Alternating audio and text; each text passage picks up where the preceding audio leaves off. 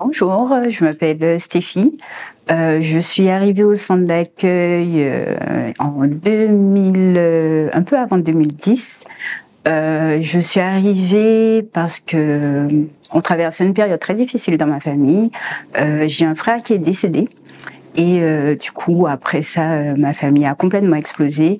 De la famille où, bon, même s'il y avait des petits soucis, la famille qui s'entendait quand même bien en général, en tout cas entre nous, frères et sœurs, c'est vrai que mon frère, qui représentait quelqu'un de très important pour nous, sa perte a été très difficile pour nous, mais aussi surtout pour mes parents. En fait, quand c'est arrivé, vu que j'ai vu tout ce que ça a causé dans ma famille, donc ma priorité c'était même pas moi, je pensais même pas à moi, à ce que je devais faire.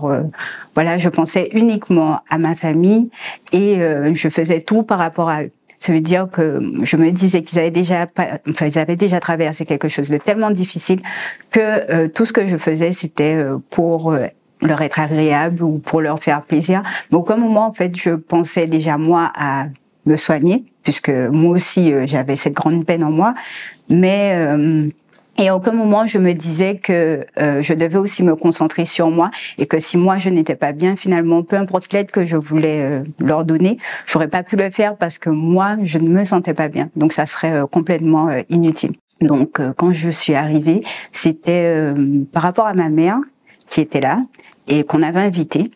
Et j'ai voulu savoir où est-ce qu'elle allait parce que je me suis inquiétée pour elle et j'ai voulu savoir c'était quoi cette église. Je suis arrivée, j'étais méfiante, j'observais tout ce qui se passait, j'analysais tout ce qui était dit et je me demandais en fait si c'était vraiment un bon endroit où il fallait être. Et c'est vrai que plus j'écoutais la parole, plus je me rendais compte que ce qu'on entendait, c'était bon, que ça aidait ma mère, mais que moi aussi, dans ma tristesse, dans ma douleur, ça me guidait. En fait, parce que certes, j'ai toujours cru en Dieu, mais pour moi, voilà, c'était plus automatique, c'était faire les prières qu'on m'avait appris depuis longtemps, mais j'étais jamais habituée à lui demander de l'aide lorsque j'avais des problèmes. C'est-à-dire que lorsque la situation dans ma famille est arrivée, je ne me suis pas tournée vers lui. Certes, je savais qu'il était là, mais à aucun moment je lui ai demandé de m'aider ni quoi que ce soit. Et c'est vrai que quand je suis arrivée au centre d'accueil,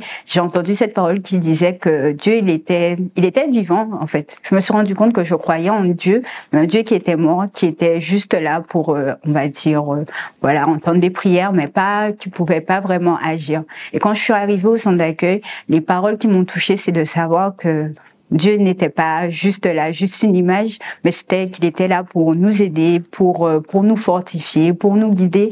Et au fur et à mesure que j'ai entendu ces paroles, j'ai aussi voulu connaître ce Dieu-là, puisque je voyais que ma mère allait mieux et que moi, ça n'allait toujours pas. Donc j'ai voulu aussi moi trouver ce qu'elle avait trouvé et aussi m'occuper finalement de moi parce que c'est là que je me suis rendu compte que tout ce que je faisais ne fonctionnait pas par rapport à ma famille parce que moi je n'étais pas bien et que si je voulais être bien c'est uniquement en cherchant Dieu, en cherchant le Saint-Esprit que j'aurais pu vraiment changer. Et c'est vrai que j'ai eu beaucoup de mal à trouver le Saint-Esprit au début, mais pourquoi? Parce que je ne le cherchais pas.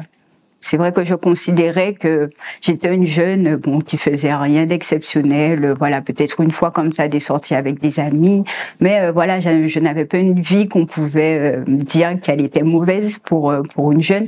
Donc c'est vrai que je ne me rendais pas compte que j'avais besoin de Dieu. Et le moment où j'ai commencé à vraiment me donner, la première étape, c'était de me rendre compte que j'avais besoin et reconnaître aussi que j'avais besoin de lui. Parce que s'il n'était pas là, peu importe ce que je faisais, mais ne servait à rien. C'est là que j'ai commencé à venir le mercredi et à me donner.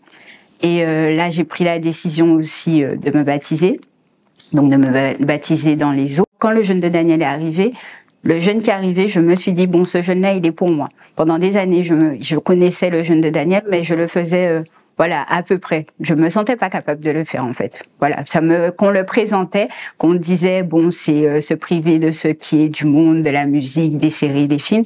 C'est vrai que ça me paraissait tellement impossible que voilà, je ne le faisais pas totalement. Mais quand je suis arrivée, je me suis retrouvée un petit peu seule. Je me suis dit, non, ce jeûne-là, je dois le faire et je vais le faire correctement. Et c'est pendant ce jeûne-là où voilà, j'ai décidé déjà de le faire correctement, mais aussi moi de me remettre en question, de pardonner voilà à mon père aussi parce qu'il y a eu pas mal de difficultés avec lui, de changer qui j'étais, d'arrêter de penser à qui j'étais, mais plutôt qui Dieu voulait que je sois. À partir de ce moment-là, c'est là que j'ai commencé à me donner, que j'ai fait le jeûne à 100%. Et c'est à ce moment-là que j'ai reçu le Saint-Esprit.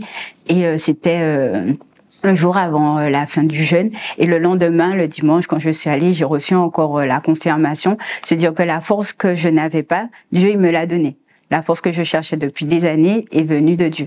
Et c'est comme ça que j'ai commencé aussi, continuer à changer, continuer à lutter pour moi et avoir plus de force aussi pour lutter pour les autres. Alors à partir du moment où j'ai reçu le Saint-Esprit, c'était différent parce que en fait, quand on n'a pas Dieu avec nous, on est perdu. Ça veut dire qu'il y a beaucoup de choses qui arrivent dans la vie, mais que quand elles arrivent, on est démuni, on ne sait pas quoi faire. Et à partir du moment où on a le Saint-Esprit, on sait qu'on a cet appui qui est Dieu.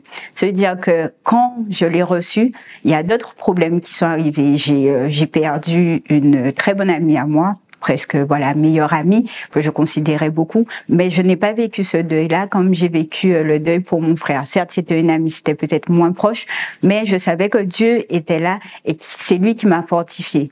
Aussi, j'avais mes études qui ne fonctionnaient pas, ça veut dire qu'il y avait toujours un problème, soit au niveau économique, soit au dernier moment, je ratais ce que je devais réussir, toujours de peu. Et à partir du moment où j'ai eu le Saint-Esprit, je faisais plus les choses pour réussir, mais je me disais à chaque fois que lorsque je fais quelque chose, c'est pour la gloire de Dieu. Donc ce qui fait que j'ai avancé aussi dans mes études. J'ai eu ma licence, j'ai eu mon master. Après, j'ai eu un concours qui m'a permis de travailler. Mais tout ça me paraissait impossible avant. Tout ça, je l'ai reçu uniquement lorsque j'ai arrêté de me concentrer sur mes études, mais vraiment sur la présence de Dieu. Et pareil, ma famille aussi, qui était complètement divisée. On a commencé à se rapprocher de nouveau, à mieux se comprendre, à mieux s'entendre. Donc finalement, comme je disais au début, la solution c'était pas voilà de lutter uniquement avec la force de mes bras, mais vraiment de confier en Dieu et de le laisser agir. Parce que là, quand c'est Dieu qui est aux commandes, il nous utilise et autour, tout ce qui se passe autour, il guide aussi. Donc on reçoit la réponse.